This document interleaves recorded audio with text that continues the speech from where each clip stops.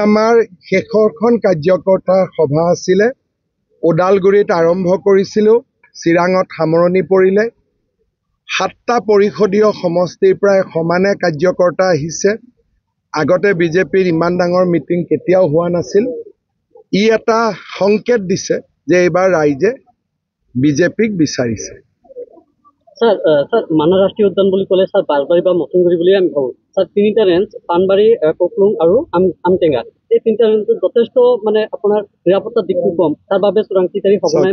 বিটিআৰে তৃতীয় আৰু চতুৰ্থ শ্ৰেণীৰ কৰ্মচাৰী নিয়োগ কৰে ফৰেষ্ট গাৰ্ডৰ বহুত পোষ্ট খালী আছে আমি বিটিআৰক অনুৰোধ জনাইছো সোনকালে যাতে ফৰেষ্ট গাৰ্ডখিনি নিযুক্তি দি দিয়ে পৰ্যটনৰ ক্ষেত্ৰত যথেষ্ট পানবাৰী ৰেঞ্জ কৰিবলগীয়া মই তাকে বুজিছো কিন্তু আপোনালোকে জানে যে মানসৰ অফিচাৰখিনিতো আমি দিওঁ কিন্তু তৃতীয় আৰু চতুৰ্থ শ্ৰেণী বিটিআৰে দিয়ে ফৰেষ্ট বেটেলিয়নো আমি ইয়াত লগাইছো আৰু দুটা নতুন ৰেঞ্জ খোলাৰো প্ৰস্তাৱ আছে ওদালগুৰিৰ পৰা আৰম্ভ কৰি চিৰাঙত সমাপন কৰিলে অভাৰঅল ভাৱে কি আমি ক'ব পাৰো নেকি যে 40টা সমষ্টিতে আপোনালোক নাই সেইটো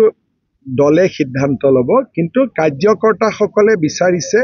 যে আমি যাতে ভাল কৰি ইলেকশ্যন এইবাৰ খেলো চিৰাঙত যিটো পৰিস্থিতি সেইটো 7টা দিব নেকি চক এতিয়া আমাৰ আৰু এবাৰ মই আহিম তাৰ পিছত আমাৰ দলৰ প্ৰভাৰী সকলো ইয়াতে আছে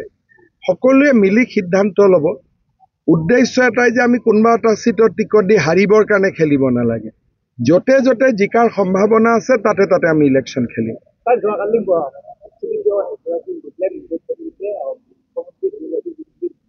কি মুখ্যমন্ত্ৰী কি কোনোবা উচ্ছেদিত মনৰ দুখত কৈছে ডিঙি কাটি দিম বুলি কেনেকে হাক দিব খং উঠিছে আৰু উঠিব পাৰে সেইটোলৈ মই বেয়া পাইতো লাভ নাই মইতো মুখ্যমন্ত্ৰী হয় মানুহৰ গালিও শুনিব লাগিব আশীৰ্বাদো শুনিব লাগিব দুইটা শুনাই মোৰ দায়িত্ব হয় নহয় য'তে য'তে আমচুৱে প্ৰতিবাদ কৰে তাতে বুজি পাব যে বিজেপিৰ আদৰ্শৰ জয়লাভ হৈছে কাৰণ আমি জাতি মাটি ভেটিৰ কথা কৈ চৰকাৰৰ আহিছিলোঁ যেতিয়া আমচুৱে আমাক গালি পাৰিছে তাৰ মানে আমি আমাৰ নিৰ্বাচনৰ প্ৰতিশ্ৰুতি পূৰণ কৰিবলৈ সক্ষম হৈছোঁ গতিকে যিমান আমচুৱে গালি পাৰে সিমানে অসমীয়া মানুহে বা আমাৰ খিলঞ্জীয়া মানুহে বুজি পাব যে প্ৰথমবাৰৰ বাবে কোনোবা এখন চৰকাৰে ৰাইজৰ হৈ কাম কৰিছে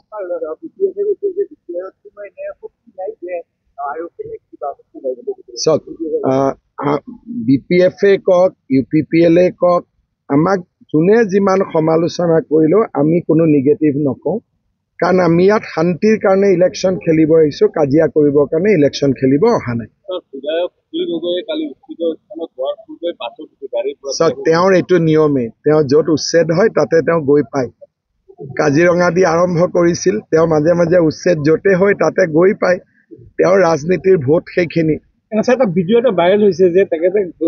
প্ৰাইভেট গাড়ীত আহি ৰাইজক দেখুৱাৰ কাৰণে মোক যদি ক'লেহেঁতেন মই তালৈকে যাব খোজো ময়ে গাড়ী দি দিলোহেঁতেন সেইটো কি ডাঙৰ কথা কিন্তু উচ্ছেদ চলি থকা অৱস্থাততো আমি যাব নিদিওঁ ঠিক আছে বিদ্যালয় আছে হাইস্কুল সেইসকল শিক্ষক টিউটৰ পৰ্যায়ত আছে কিন্তু সেই বিদ্যালয়সমূহ যিসকল টিউটৰৰ যোগ্যতা আছে তেওঁলোক শিক্ষক হ'ব ফাইলটো এডভান্স ষ্টেজত আছে বিদ্যালয় প্ৰাদেশিকৰণৰ নতুন আইন অক্টোবৰত আহি আছে গতিকে সেই আইনত যোন সোমাই তেওঁলোকক আমি প্ৰাদেশিকৰণ কৰোঁ হ'ব